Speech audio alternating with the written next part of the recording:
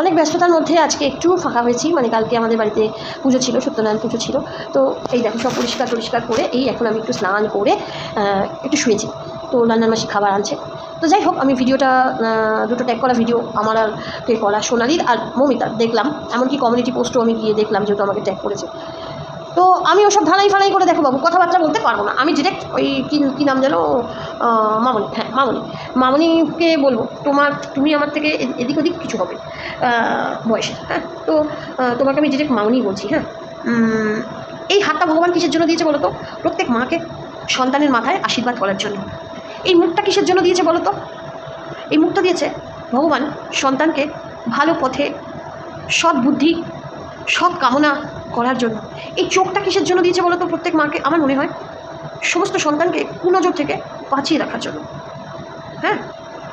যাতে তার উপর কখনো কোনো কুদৃষ্টি পড়ার আগেই সেই দৃষ্টি যেন আমরা দেখতে পাই, হ্যাঁ। আমার মনে হয়, আমি এজ এ মা হিসাবে কথাগুলো বললাম, জানি না আপমর বাঙালি তথা মেয়েরা যারা আছি, আমরা কিন্তু প্রত্যেকেই লেবার পেন, মানে মাতৃত্বের যে প্রথম স্বাদ, আমরা লেবার পেনের মাধ্যমে কিন্তু বুঝতে পারি। যাদের মানে কি বলবো, যাদের সিজারিয়ান, তাদের কথা আরও কষ্ট। কিন্তু যারা প্রত্যেককেই কিন্তু তোমাকে, আমাকে, মানে মমিতাকে, সোনালিকে, সব পৃথিবীর সব মেয়েকে কিন্তু এই লেবার পেন খেতেই হয়। তো সেই জন্যই বলছি, অনেক কষ্ট করে কিন্তু একটা সন্তানকে জন্ম দিই আমরা। তো সেই সন্তানকে জন্ম দিয়েই কিন্তু আমরা মাতৃত্বের স্বাদ বুঝি, যে একটা মা তার সন্তানকে কীভাবে ভালো রাখবে, কীভাবে করলে পরে তার সন্তান ভালো থাকবে। কন্ট্রোভার্সি বড় বড় ক্রিয়েটারদের নিয়ে করি আমরা, কিন্তু কন্ট্রোভার্সি এই নয় যে মেয়ের বয়সী মেয়েকে নিয়ে তার মৃত্যু কামনা করে, তার পেটের বাচ্চাকে অভিশাপ দিয়ে, মানে তার নামে খারাপ কিছু কথা বলে। এটাতে তো তোমার পয়সা আসে না নিশ্চয়ই, না ভিউজও তো সেরকম হয় না। তাতে লাভ কি? একটা মেয়েকে যদি তুমি এরকম খারাপ কথা বলো, আমার মনে হয় না তুমি সুস্থ মস্তিষ্কের মা। আমরা মারা কখনোই, কোনো মা কুমাতা যদিও বা কুসন্তান যদিও বা কুমাতা কচেতনা, তো সন্তান আমার খারাপ হতে পারে, কিন্তু মা কী করে খারাপ হয়? মায়ের মুখ দিয়ে কী করে এত খারাপ কথা বেরোয়? আমার তো মনে হয় না যে তুমি একটা সুস্থ মা হলে এত গালিগালাজ তাকে করতে না, তাকে বোঝাতে যে এটা করলে এই হয় বা এইরকম করতে নেই। এটা কিন্তু একটা মায়ের ধর্ম।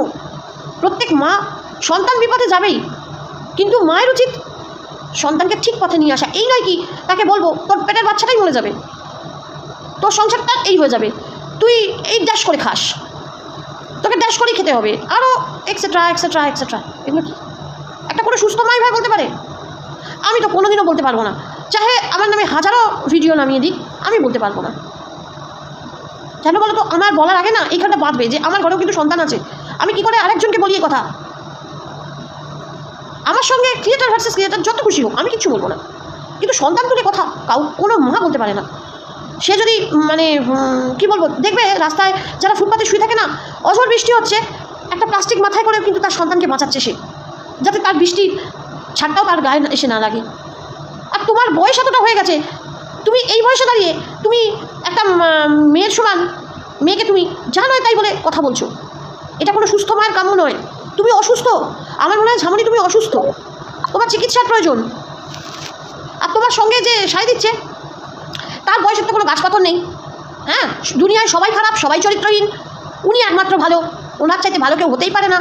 হ্যাঁ, আমার নামে ভিডিও বানাতেই পারো তুমি, আমার তাতে কিচ্ছু এসে যায় না, জাস্ট আমি এরকম করি, জাস্ট আমি কি বুঝলে মামনি, আমি তোমাকে বলছি, হাজারটা ভিডিও নামালেও আমার তাতে কিচ্ছু এসে যায় না। আমি নোংরা, আমি খারাপ, কিন্তু আমি কারোর কাছে বলিনি আমাকে টাকা দাও, আমি ভিউজ কমাবার জন্য বলিনি যে আমাকে টাকা দিতেই হবে। অসৎ পথে দেখো, আমার তো বলার কেউ নেই, দেখারও কেউ নেই। হয়তো একদিন ভুল করেছিলাম, কিন্তু সেই ভুল থেকে আমি একটা শিক্ষা পেয়েছি, যে জীবনে আর যাই করি সম্মান বেঁচে কিন্তু খাওয়া যায় না।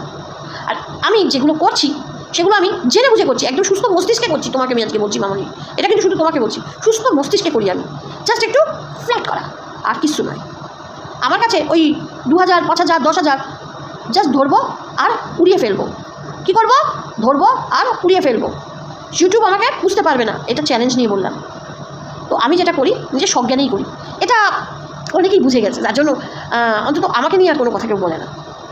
তো তোমাকে বলছি যে তুমি নিজে ঠিক হও, একটা মায়ের পরিচয় দাও যে তুমি একটা ভালো মা। মা খারাপ হোক, কিন্তু সন্তানকে কখনো সে খারাপ করতে পারে না, কখনো নয়। যদি সে সুস্থ মা হয়ে থাকে, যদি তার নিজের ঘরে একটা প্রকৃত সন্তান থেকে থাকে, সে যদি নিজের সন্তানকে ভালোবেসে থাকে, সে কখনো অন্যের সন্তানকে গালিগালাজ করতে পারে না, কখনো এতটা খারাপ কথা বলতে পারে না। কারণ এর থেকে তো তোমার রোজগার হয় না, 70টা 80টা 50টা ভিউজে কখনো রোজগার হয় না।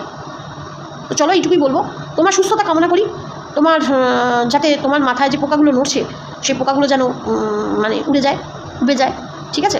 এইটুকুই তোমাকে আমি বলবো। ভালো থেকো, সুস্থ থেকো, আর এরকম মানে এত হেতু গালাগালি দিও না। অভিশাপ কখনো কাউকে দিতে নেই গো।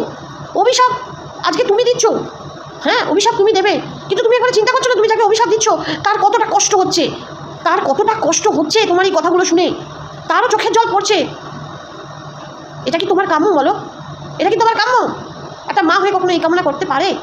কোনো সুস্থ মা, তুমি অসুস্থ, আমার তো মনে হয় তুমি অসুস্থ, তোমার চিকিৎসা প্রয়োজন। চলো ভালো থেকো।